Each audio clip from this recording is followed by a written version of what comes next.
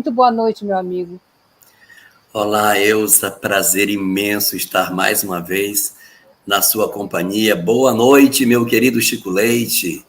E uma boa noite muito especial aos nossos companheiros aí já na nossa live, ligados desde cedo.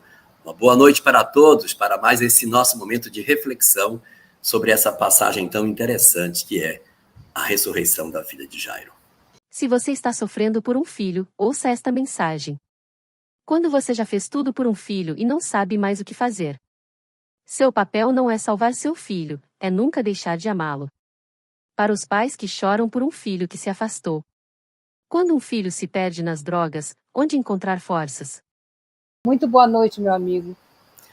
Olá, Elza, prazer imenso estar mais uma vez na sua companhia. Boa noite, meu querido Chico Leite.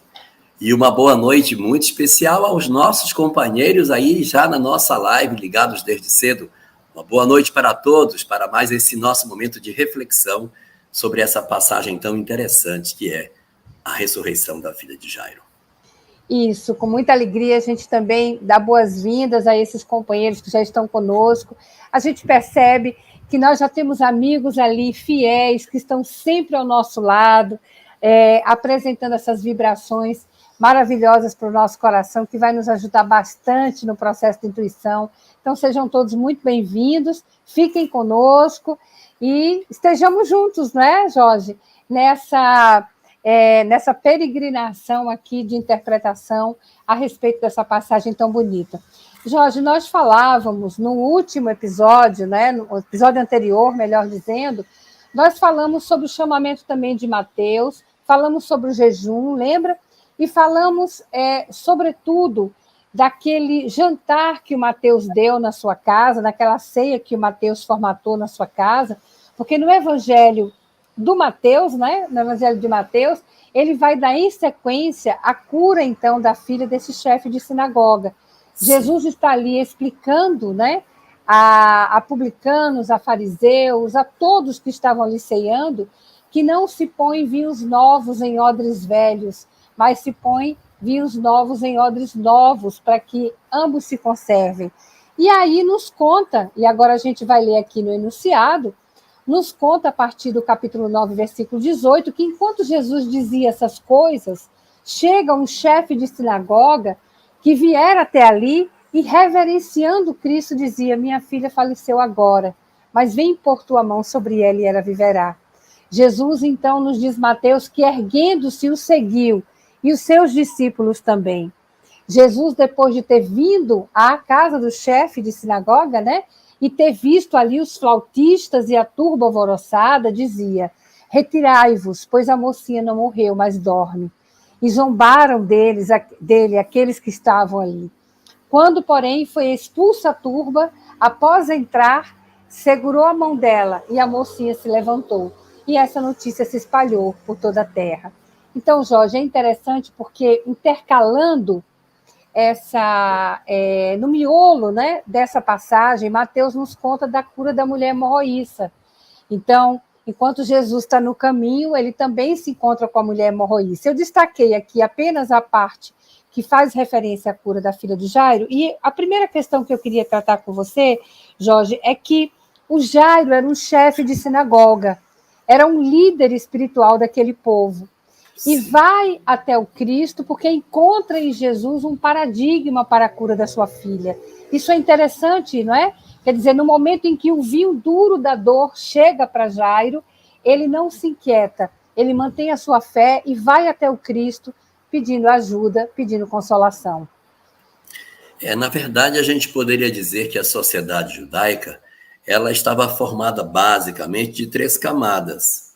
Uma camada que era o povo, uma camada que eram os líderes das sinagogas, que, como se fosse assim, numa comparação, é como se fosse os representantes das igrejas, os padres, não chega a ser os padres, mas as pessoas que tomam conta das igrejas, e o templo de Jerusalém com seus sacerdotes, que seria como se fosse o ponto maior de uma determinada religião. Então, você tem o povo, que tem um conhecimento espiritual, mas não é lá muita coisa.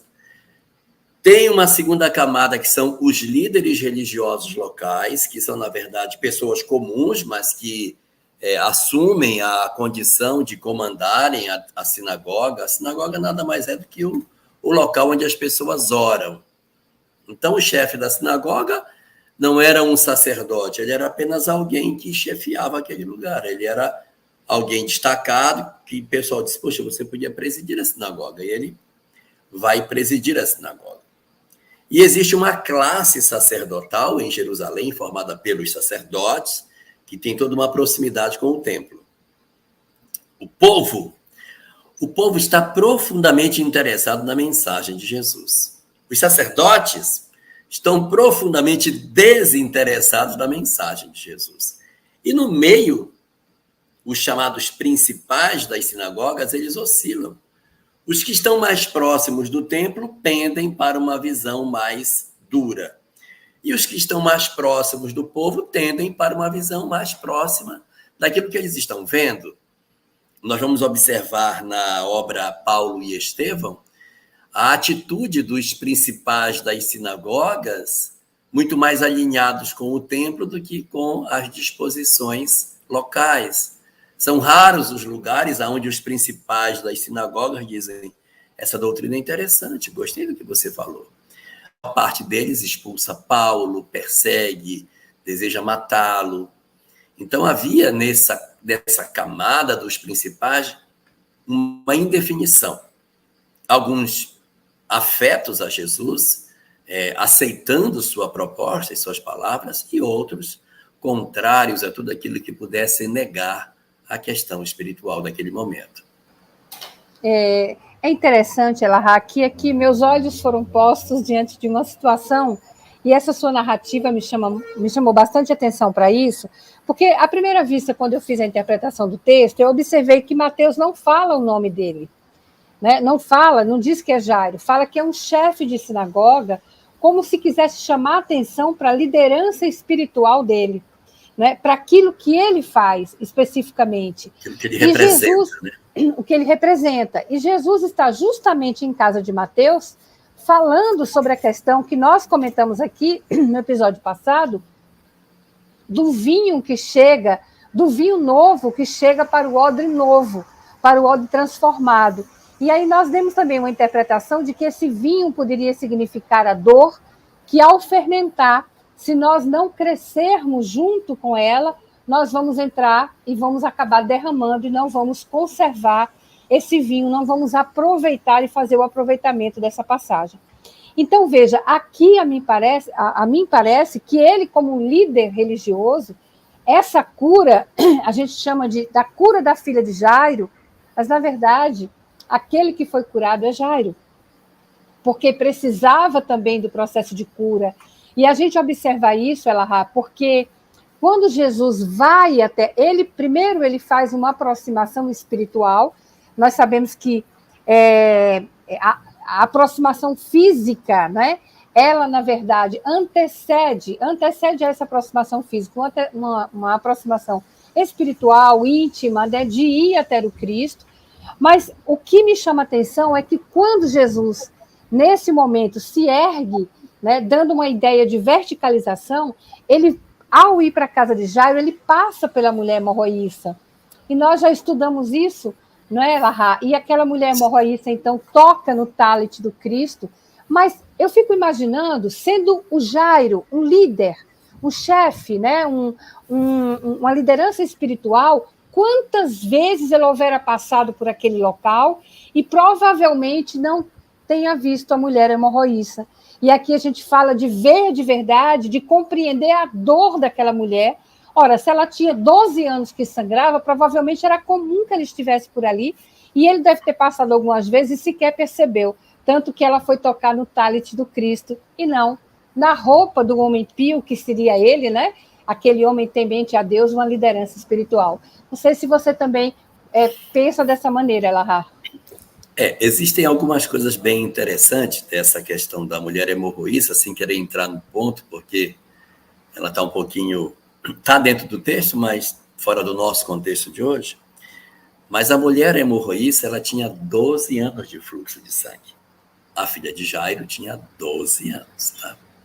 Há uma conexão aí entre essas duas histórias.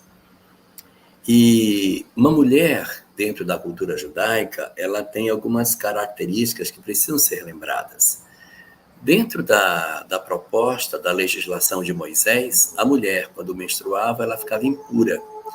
Tudo que a mulher menstruada toca tem que ser quebrado, ela não pode cozinhar, onde ela deita, ninguém pode deitar, onde ela senta, ninguém pode sentar, ela não pode ir à sinagoga. Então, mas isso é uma circunstância passageira, ela vai ficar ali uns dias menstruada e logo em seguida ela estará liberada disso. Mas e se você passar 12 anos? Não estará acontecendo um processo efetivo de negação da sua cidadania? Com quem você poderá sentar? Com quem você poderá conversar? É um processo de segregação social. Não é simplesmente uma doença do ponto de vista físico, não é uma doença uterina, não é um problema ginecológico. Ela tem também um problema social, porque ela não consegue se aproximar de ninguém, ela não consegue conviver, ela não pode tocar em nada, ela não pode frequentar a sinagoga, ela está alijada da sociedade. Essa mulher, portanto, embora tivesse 12 anos que ela tivesse isso, e já tivesse gasto o dinheiro que ela tinha com médicos, etc., etc., ela continuava para a sociedade como uma proscrita. Então, o desejo da cura vai além da anemia, vai além do desejo de engravidar, vai a questão também social para eu me reinserir no tecido social novamente.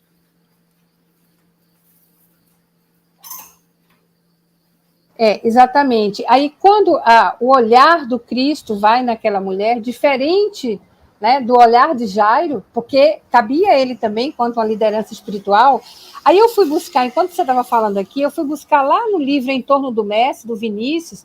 Olha que bonito que ele fala aqui, Jorge. Ele diz assim: as maçãs desprendem-se das macieiras desde que essas árvores existem no mundo. Não obstante, só Newton teve olhos de ver esse fenômeno corriqueiro, descobrindo nele a lei da atração dos corpos. Inúmeras pessoas já haviam observado os fenômenos da tipologia, mas só Kardec teve a inteligência de entendê-los, tirando deles a base para compilar a doutrina espírita. Então, assim, são os olhos de ver, né? Então, somente o Cristo viu. Então, nessa passagem, onde a gente observa a cura da filha de um chefe de sinagoga, consequentemente, há uma cura dele também. Você bem colocou, e no Evangelho a gente sabe que não há nada por acaso, nada está posto ali de forma dissociada. A menina tinha 12 anos, essa mulher tinha 12 anos. Há interpretações, alguns exegetas, inclusive, entendem que os 12 anos da mulher hemorroíça, a mulher hemorroíça representava aí a Israel, que por 12 séculos esperava a vinda de Messias, e o fato da filha de Jairo também ter 12 anos tem uma indicação simbólica, porque 12 anos era a idade em que a menina, a moça, né, entrava no período de casamento, então era justamente o que a humanidade, né, naquele período, estava noiva, então, do Cristo, né, com a vinda de Jesus à Terra para a formação desse casamento, que aí vai ser ainda, vai se completar no processo de comunhão, mais adiante, né, quando estivermos aí na nossa madureza da madureza espiritual. Então, o importante de tudo isso é que Jesus vai entrar na casa de Jairo, né? Então, para atingir a sua filha, para o ato de cura da sua filha, a salvação, Yeshua, entra na casa de Jairo. E aqui a gente pode interpretar, lógico, como a casa mental de Jairo, né, Lahá? Naquele momento, para a sua filha, é preciso que Jairo receba o Cristo, que abra as comportas, né, então, do seu coração para receber Jesus, né? E assim, existe a narrativa de Mateus, ela é sempre uma narrativa muito buscada nas passagens. Mas o Evangelho de Marcos, ele possui uma característica bem interessante. Quando nós nos aproximamos de determinados detalhes das passagens, Marcos parece que dá um passo além e nos oferece informações que os outros não nos dão. E quando nós recebemos essa leitura através do Evangelho de Marcos e não de Mateus, Aí a gente vai encontrar o nome do chefe da sinagoga, vai encontrar quem ficou com Jesus na hora que a ressurreição aconteceu, vai encontrar, inclusive, o que foi que ele disse para ela, que Mateus não diz. Só diz que ele tomou a menina pela mão e a menina recuperou a saúde e tal. Mas Marcos vai trazer uma frase em hebraico na qual ele fala com a garota. Ele vai dizer uma particularidade dessa história. Então, a chegada na casa de Jairo, ela é marcada por um fenômeno bem interessante, porque assim, quando Jairo se aproxima dele e diz que a filha dele estava mal, a minha filha está mal, o Cristo não vai à casa dele enquanto ela está mal. Ele só vai chegar lá quando ela já, entre aspas, morreu. Uma coisa semelhante vai acontecer na ressurreição de Lázaro, porque chamam Jesus quando Lázaro está doente e ele então vai. Só que quando ele chega lá, Lázaro já teria, na narrativa do Evangelho, desencarnado. Então, essas duas notícias, elas são convergentes, ou seja, eu recebo a notícia de alguém doente e eu me desloco para o lugar. Na ida para o lugar, para realizar o trabalho do atendimento, os dois falecem, tanto Lázaro quanto a filha de Jairo, que, por sinal, não deixou o seu nome no Evangelho, né? Ela ficou como sendo a filha de Jairo, não mereceu ter nome. Mas a filha de Jairo, ela acaba também passando pela mesma circunstância. O Cristo vai. Na ida para a casa de Jairo, ele é interceptado pela mulher hemorroíça, exatamente na sequência dos fatos. Ele está saindo daqui para ir lá.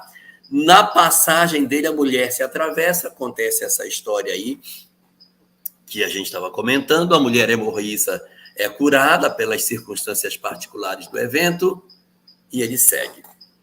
Quando ele segue, que ele chega próximo da casa dela, os homens que estavam com ele assim, deixa o mestre em paz. A menina já morreu. Por que você fica importunando se ela já morreu? Então, acontece a notícia do falecimento dela antes da chegada de Jesus na casa dele.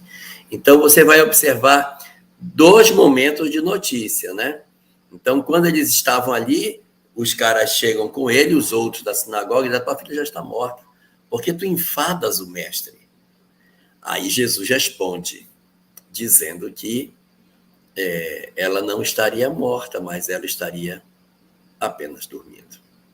E um dado importante aqui, que você colocou também, Elahá, é que, óbvio que Jesus sabia que a menina não tinha morrido, né? Óbvio, independente da gente estar na narrativa de Marcos ou na narrativa de Mateus, né? Porque na narrativa de Mateus, Jairo já diz ao Cristo que ela está morta. Então, Jesus segue independente, porque tem misericórdia da dor de Jairo, né? Porque tem compaixão pela dor daquele homem. Porque, na verdade, ele estava passando por aquele processo que a gente falou aqui no episódio passado, do vinho duro. O vinho duro da dor chegou para ele, né? E ele, nesse movimento, ele vai em busca do Cristo, mas vai às claras, né? Vai, a Marlene, inclusive, faz até uma pergunta aqui. É o mesmo processo do Públio Lentulus, né? A mim parece que a questão de Públio, a gente até discutiu aqui com Nina naquele dia, Lahá, onde nós fizemos aquela live e falávamos sobre o momento glorioso, né? A ida de Públio não marca a hora, mas a ida de Públio ela é diferente. Ele não marca a hora porque o orgulho é muito grande para ele ceder, né, às suas condições. Exatamente. A questão aqui do chefe da sinagoga é diferente. Primeiro, ele tem um laço espiritual diferenciado, né? E segundo, na verdade, o que a gente observa aqui é que esse homem, na verdade, é que merecia também essa cura. Esse homem merecia, né? Não vou dizer merecia, né? Mas esse homem, na verdade, estava pronto, essa é a palavra, né? Para receber Jesus, né? E isso fica muito claro porque a sua dor era tão grande, mas mesmo assim a sua fé também é enorme, tanto que ele vai procurar Jesus e reverencia Jesus, reconhecendo em Jesus um poder disso para curar. O que não acontece com o Públio, né, Elahá, para a gente explicar a nossa Marlene. Então, eu acho que não, Marlene, porque, veja, eu lhe daria 2 pontos com relação a isso. O primeiro é que é com relação à maneira como Jairo se apresenta para Jesus no Evangelho de Marcos. Diz assim, um homem por nome Jairo, que vendo-o, prostrou-se aos seus pés. Então, é um pai, meu Deus, é um pai desesperado, é um pai entregue à sua própria dor, que vendo naquele homem a possibilidade de recuperação da saúde de sua filha, ele se joga aos pés dele. Esse é um ponto.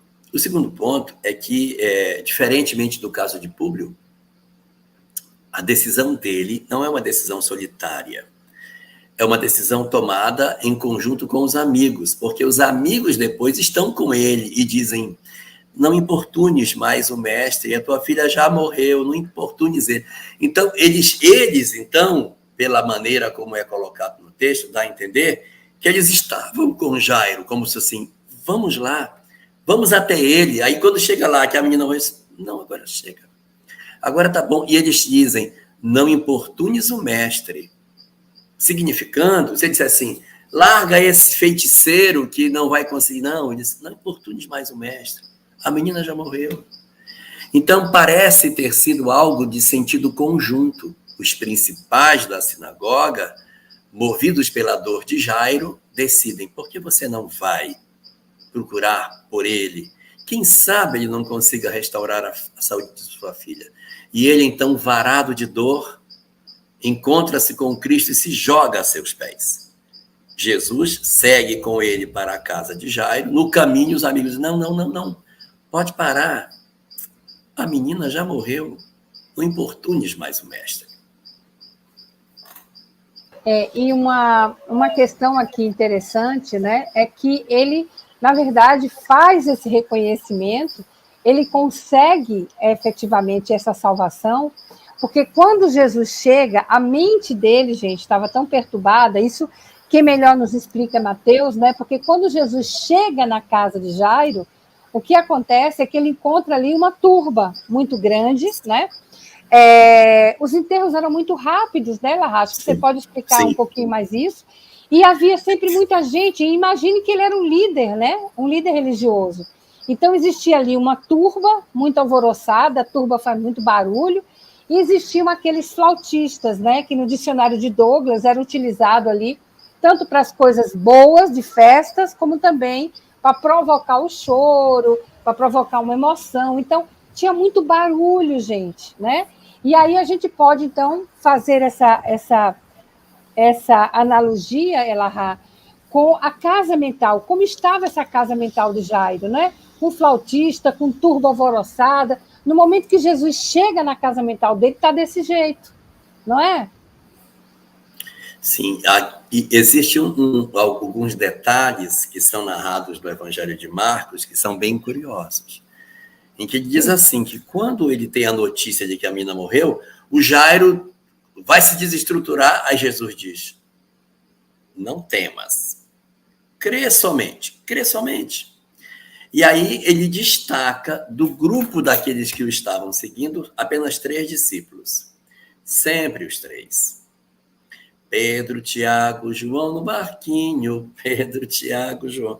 É Pedro, Tiago e João no barquinho, é Pedro, Tiago e João na pesca milagrosa, Pedro, Tiago e João no Monte Tabor, Pedro, Tiago e João na ressurreição da filha de Jairo. Ele, então, separa do grupo apenas esses 3 e diz, vocês vêm comigo. Aí ele entra só com esses e manda tirar todo mundo da casa. Estava aquele povo chorando, aquela agonia, essa questão aí que você está colocando, já da muvuca do pessoal, já celebrando, digamos assim, a morte da menina. Ele manda tirar todo mundo, fica só os 3, e depois ele sai de novo. Segundo Marcos, ele sai uma segunda vez e traz apenas o pai e a mãe da menina. Olha que coisa louca. Então, ele tira toda aquela muvuca de gente e diz, não, agora vocês vão comigo. E entra de volta com eles, e aí diz assim, agora vocês vão entrar comigo, vocês 2 e os outros 3 que estavam com ele. E nessa hora, todos os demais ficam do lado de fora, só a família entra. E diz assim: por que vos alvoroçais e chorais? A menina não está morta, a menina dorme. Então, ele entra com o pai, a mãe, os principais da sinagoga também adentram, e ele então vai tomar a mão da menina. E aí, segundo Marcos, é a única narrativa que traz a frase. Ele diz para ela: Talita, cumi. Talita não é o nome dela. Talita em hebraico é menina, garota. Qualquer garota é Talita. Tem até gente que tem o nome de Talita, né? Mas o nome dela era Talita. Não, o nome dela não era Talita. O nome dela era, não sei qual era. Ele chamou só menina, garota. E é certinho o verbo que ele usa. Talita, cumi. A palavra cum em hebraico, com M no final, é levanta para homens. Cumi é levanta para mulheres. Se vocês assistirem aquele filme horroroso, que todo mundo chora quando assiste, Paixão de Cristo, do Mel Gibson, que Jesus apanha, vocês vão ver que o filme é falado em hebraico e em latim, né? E aí, quando chega a hora que Jesus cai, que é inclusive uma cena que não existe nos evangelhos, Jesus não cai nenhuma vez na narrativa dos evangelhos, está nas tradições cristãs, mas não no evangelho. Então, quando ele cai, o soldado chicoteia, no filme, vocês vão ver, chicoteia e fala para ele, cum, ou seja, levanta, e é certo, é cum mesmo, porque é para homem. Como era para a menina, Talita cumi. Então, ali está um hebraico limpinho, falando exatamente isso, menina, levanta. E aí a narrativa falha. Não, pode continuar, Elahá. E aí a narrativa vai para o seu encerramento. A menina se levanta e ela tinha 12 anos, mesmo tempo que a mulher hemorroísta tinha de seu problema. E aí todos se assombraram com o que aconteceu e ele mandou que a ninguém dissesse o que aconteceu e mandou que dessem de comer para a menina. Isso é interessante porque Jesus, ao chegar, então, na casa de Jairo, o que ele encontra é inquietação, né? É turbulência. Imagine como não estava a cabeça, gente, as ideias daquele pai desesperado, né? Ao ver a sua filha ali naquele estado, inclusive com informação da morte. Então, tinha muita inquietação, muita insegurança. E Jesus, para entrar na casa de Jairo, isso fica muito claro em Mateus, né? Ele afasta essa turba, ele afasta os flautistas, ele pede que Jairo faça isso. Tanto que, isso é que eu achei interessante, Elahá, porque o que está dito é que, quando, porém, foi expulsa a turba, após entrar, segurou a mão dela e a mocinha levantou-se. Então, quando foi expulsa a turba, alguém expulsou. Então, a gente fica assim, mas será que foi Jesus que... Não. Quem tem que expulsar, gente, essa inquietação, né? Esse movimento de ausência de fidelidade, de ausência de fé, somos nós, né? Somos nós. Não é o Cristo que vai fazer isso, porque ele não vai violar nossas consciências. Por isso que ele pede que a turba se retire, mas, na verdade, quem expulsa é o próprio Jairo. Então, o movimento é de Jairo. E aí movimento de limpeza da casa, né? De asepsia da casa mental, exatamente. O movimento de asepsia da casa mental é de Jairo. E é interessante porque em Mateus, Elahá, quando você diz que a menina vai se levantar, né, e ela realmente se ergue, ela verticaliza-se. Quem está doente, normalmente nós ficamos na horizontalidade, né? Nós ficamos deitados. A gente lembra muito a cura da sogra de Pedro, né? Que ela está deitada e com a febre alta. Então, aqui a menina possivelmente estava deitada e Jesus pede que ela se verticalize. Mas aqui tem uma característica que Mateus também nos traz, é que segura a mão dela, né? Sim. Ele segura na mão da menina. E Emmanuel vai trazer para a gente, vai nos socorrer sempre dizendo que a mão no Evangelho, as mãos no Evangelho, né? No Antigo Testamento, a gente sabe que tem uma invocação de bênçãos, né? De poder, sim, de imposição das mãos. A gente foi buscar até lá em Levítico, Elahá, que É como se fosse que eles colocavam as mãos também no animal que iria para o holocausto, é como se o pecado daquele passasse para o Ai, nem me animal, lembro né? disso. Ah, Ai, nem me lembro disso. Nem me lembro disso. Existe uma série de práticas assim do judaísmo que acabaram se consagrando, a gente não sabe nem por quê. Existe uma prática específica, está no livro de Levítico. Quando você tinha muito pecado, e aí você precisava se liberar do seu pecado, você pegava um bode, é um bode, não é outro animal, é um bode. Levava o bode para o sacerdote, colocava a sua mão sobre a cabeça do bode e confessava todos os seus pecados. Quando você fazia esse movimento, todos os seus pecados, todos os seus erros saíam de você e iam para o bode. Você confessou, então ligou o circuito, sai de você, vai para o bode. Aí o sacerdote mata o bode. O bode, então, vai morrer, ele vai expiar as suas culpas, porque você transferiu para ele tudo que você sentia. Mata-se o bode, pega-se o corpo do bode, coloca a uma distância longa, não vou lembrar agora, mas o corpo dele não podia ficar, porque senão aquelas energias podiam contaminar outras pessoas. Então pegava o corpo do bode, ele era arrastado para fora da aldeia e jogado lá longe para que aquele pecado não voltasse. E a pessoa ficava limpa de todas as culpas, porque o bode foi sacrificado, o bode expiou no lugar dele. É essa história que deu origem à expressão bode expiatório. Falando é o bode expiatório do outro. O que é o bode expiatório? É um princípio do judaísmo, em que o bode expiava o pecado das pessoas. É esse aí que você estava comentando ainda há pouco. Mas antes de terminar, só falar uma coisa aqui.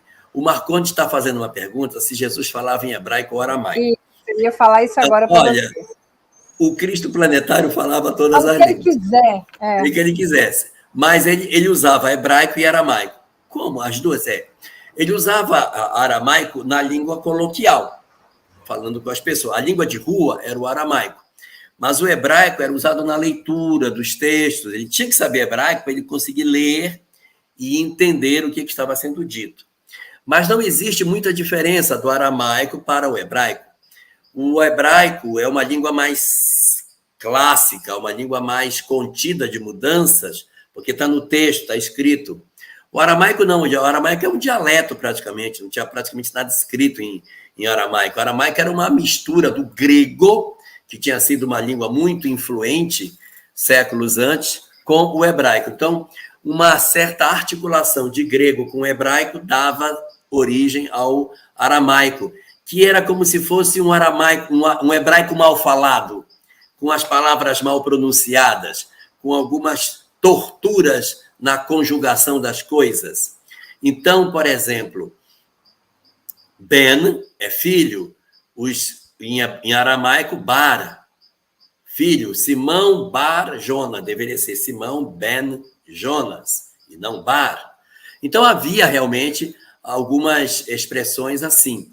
Agora, em muitas vezes, o aramaico e o hebraico acabaram mantendo a mesma forma, porque eles eram da mesma raiz. Eu não sei muito de aramaico, então é provável que Talita Cumi também seja aramaico, mas eu sei que hebraico eu lembro... Talita é menina e Cumi é levanta. Eu lembro, Elahá, que no livro As 2000 Anos, naquele momento em que Públio vai procurar Jesus, né? Nas suas conjecturas, ele diz assim, mas como que eu vou me comunicar com ele?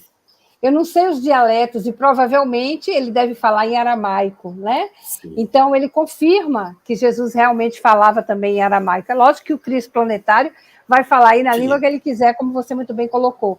Mas é certo que ele falava em aramaico, porque isso está lá no registro, né? No livro Há 2000 Anos. Também, né? Pense que ele viveu numa região inculta, que era a Galileia, e que as pessoas ali usavam o dialeto que tinham, e o dialeto que tinha para falar era o aramaico mesmo. O hebraico eles aprendiam... eu vou fazer uma comparação, é uma comparação até meio grosseira, mas só para a gente entender.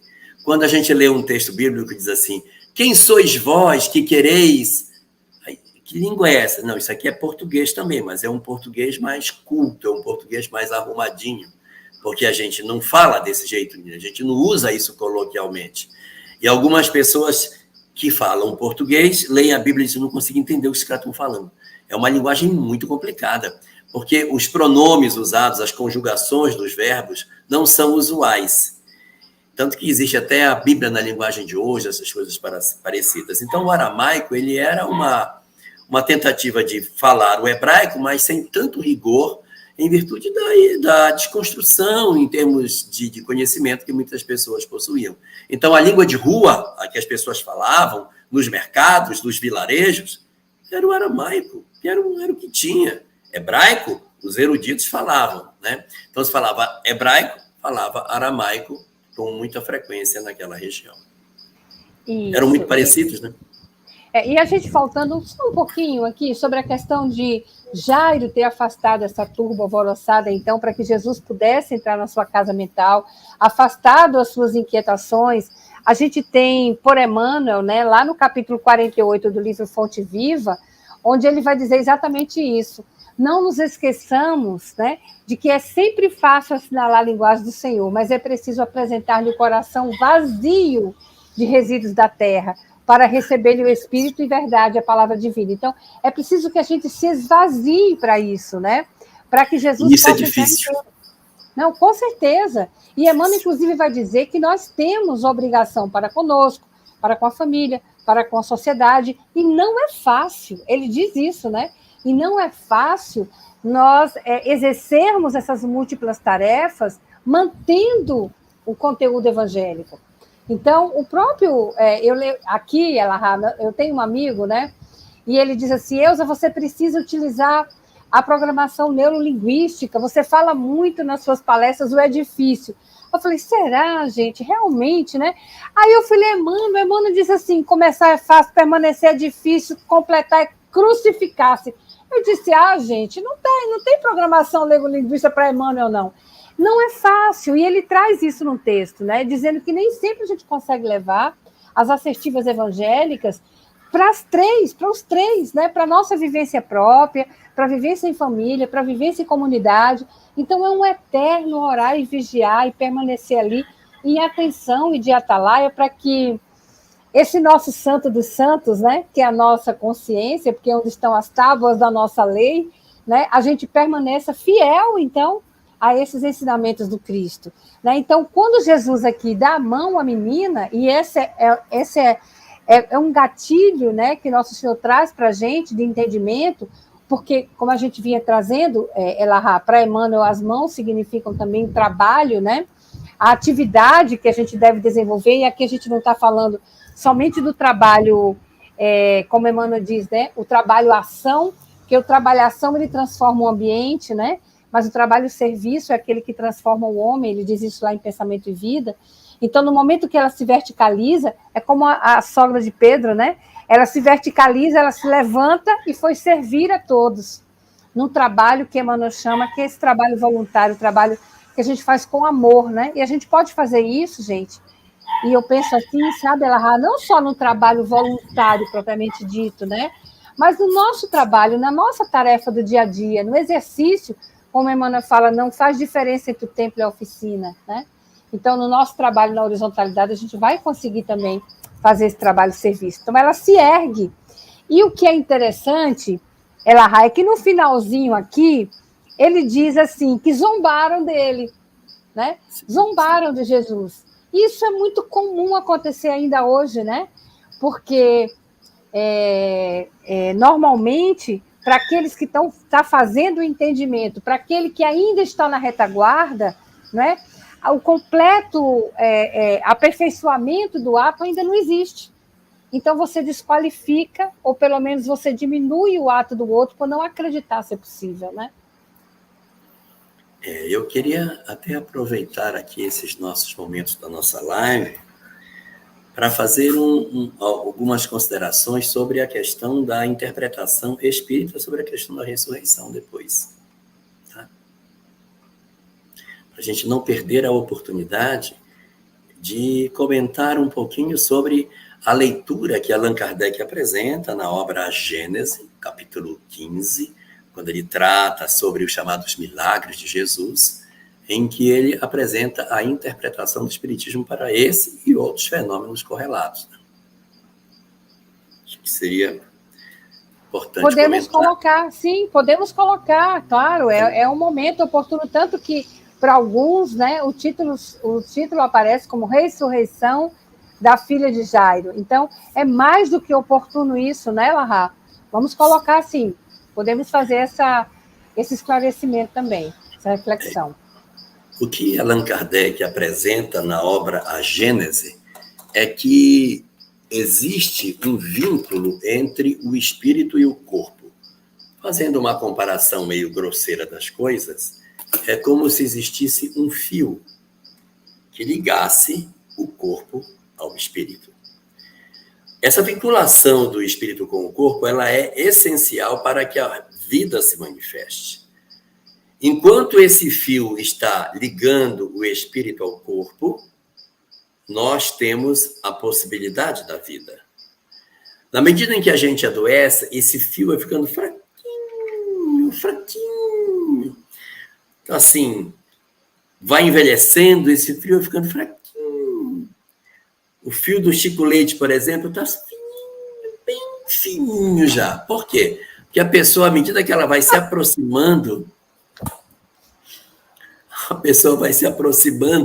do momento da desencarnação, os laços materiais vão afrouxando. Então, a gente tem esse processo de afrouxamento. O que também não quer dizer que toda vez que afrouxa, vai desencarnar. Às vezes, a gente fica muito doente e há um afrouxamento dos laços. Qual é a consequência do afrouxamento do laço? Eu vejo mais os espíritos. A minha percepção espiritual amplia. Por isso que os moribundos geralmente falam dos seus parentes desencarnados que vieram visitar e até dizem, eles chegaram. Não é? Olha, está aqui, mamãe está aqui. Eles chegaram para me buscar. E aí, desencarna. Mas tem vezes que a pessoa fica muito doentinha e ela passa por esse fenômeno de vez, vai desencarnar. Não, não vai. É porque, como os laços ficaram frágeis, as percepções espirituais ficaram mais nítidas. Então, esse laço, ele vai. Se por algum motivo ocorrer o corte do fio, ou seja, o fim da vida, rompido o fio, a morte é um processo irreversível. Não se represtina. É assim, doutora? Não tem repristinação. Eu lembrei agora, viu, ela rapidamente, né? Eu acho que foi com o Jerônimo, né? O gigante deitado, isso, né? Uma vez ele disse para a espiritualidade, né? E eu não sei se foi para Chico, gente, onde ele fala isso, que estava por um fio, né? E aí Chico disse, olha, os benfeitores estão aqui falando que o trabalho engrossa o fio, né? Então, vamos trabalhar, porque o trabalho vai engrossar esse fio aí seu, que está bastante tênue. Mas é verdade, então seria impossível, do Chico Leite, né? que está fininho. Pois é. Coitado, mas ele tem trabalhado bastante, esse fio dele está bem grosso, viu? Não vai ficar muito fino, não. Então é isso, Jorge. Na verdade, depois que... Foi muito bom isso que você trouxe, dessa exemplificação. Depois que a gente rompe esse cordão, então, né? Não tem mais, gente, porque isso seria contra as próprias leis naturais, que são inderrogáveis, né? Então, todo esse processo de cura que Jesus vai trazendo, né, Larra? Isso, às vezes, é um estado de catalepsia, é um estado de adoecimento. Então, vamos imaginar aquela época, como as pessoas encaravam determinadas patologias, né? Que hoje nós temos explicações e que não se tinha, né? Então, a manipulação dos fluidos ali com Jesus, né?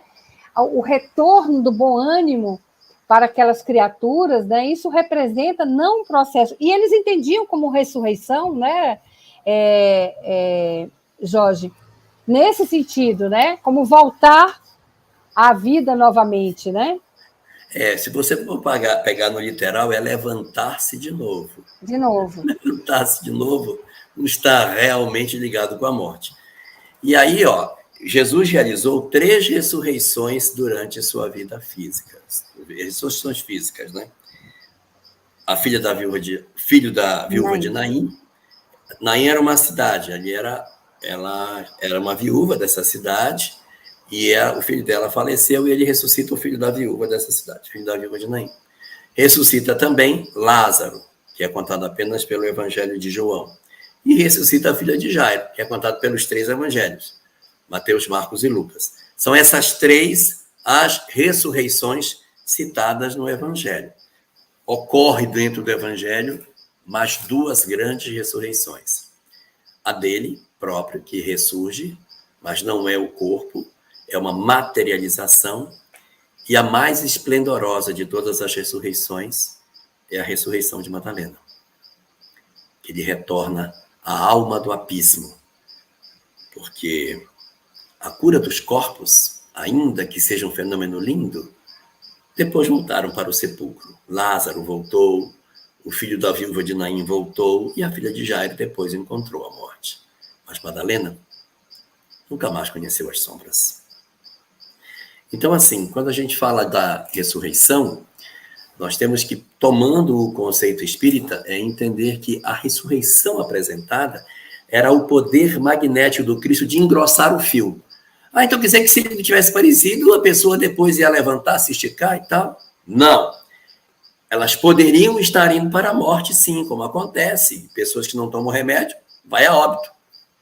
Mas a intervenção do Cristo, naquela circunstância em que o fiozinho está fino, altera essas possibilidades e pode garantir ao indivíduo a possibilidade de voltar. Porque uma vez morto, a célula estando morta, havendo a morte da célula, eu não tenho recurso para recuperar a saúde daquilo que já morreu. Eu estou com uma célula que já está em decomposição. Para que ela volte a ter vida, você tem que injetar fluido vital na estrutura celular.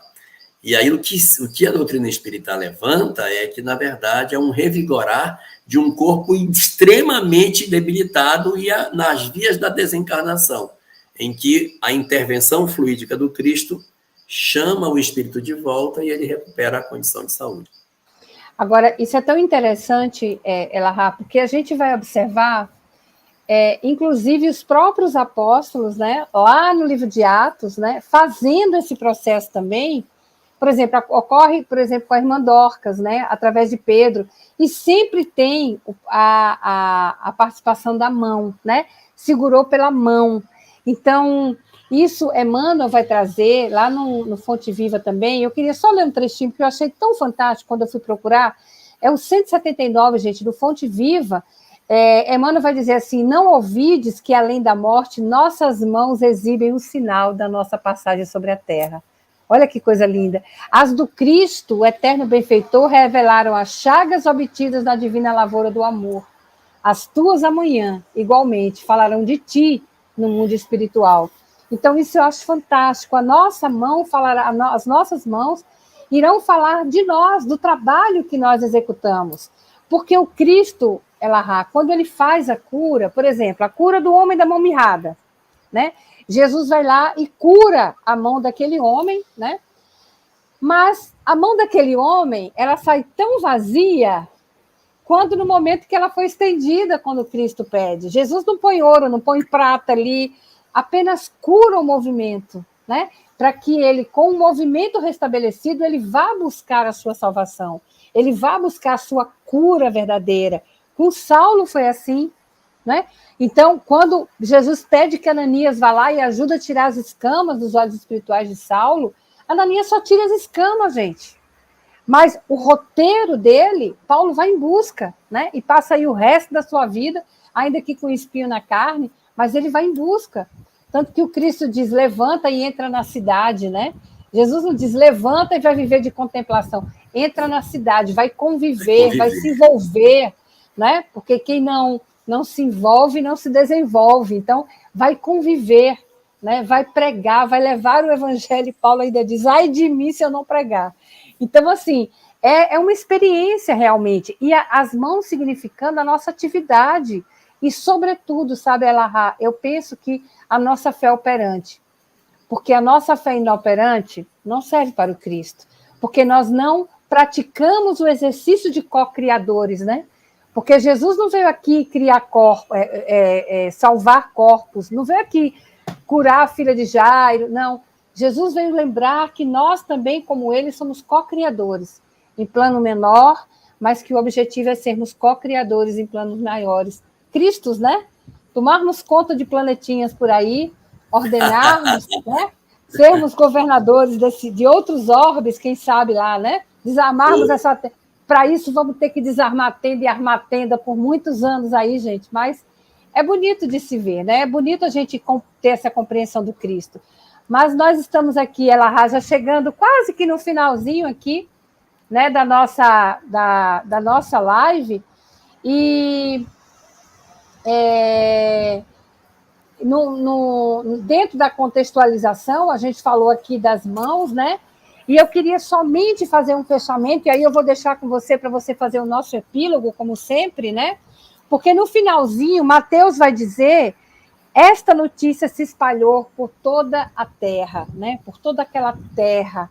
E aí eu fui buscar lá no livro Boa Nova, lá no capítulo 1, quando Humberto de Campos diz assim: ia chegar à terra o sublime emissário, e a sua lição de verdade e de luz ia espalhar-se pelo mundo inteiro, como chuvas de bênçãos magníficas e confortadoras.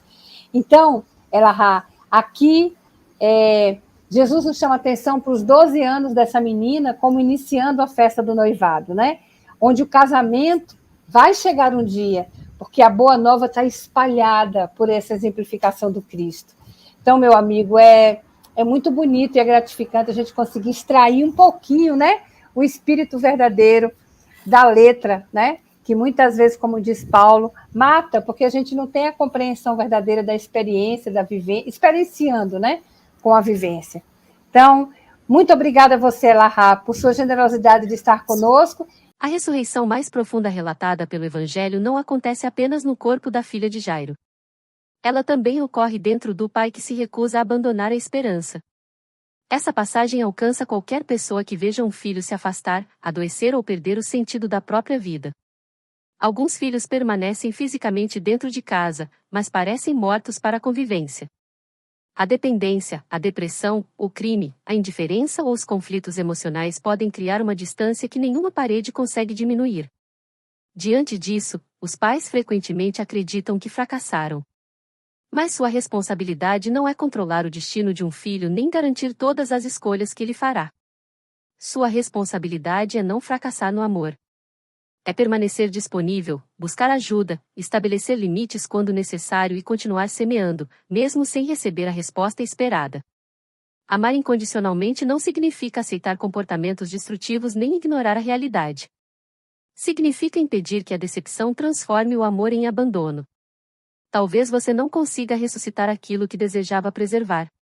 Ainda assim, pode manter viva a parte mais nobre de si. Jairo procurou Jesus porque reconheceu seus limites. E foi justamente quando aceitou que não podia resolver tudo sozinho que sua casa se abriu para uma possibilidade que ninguém mais conseguia enxergar.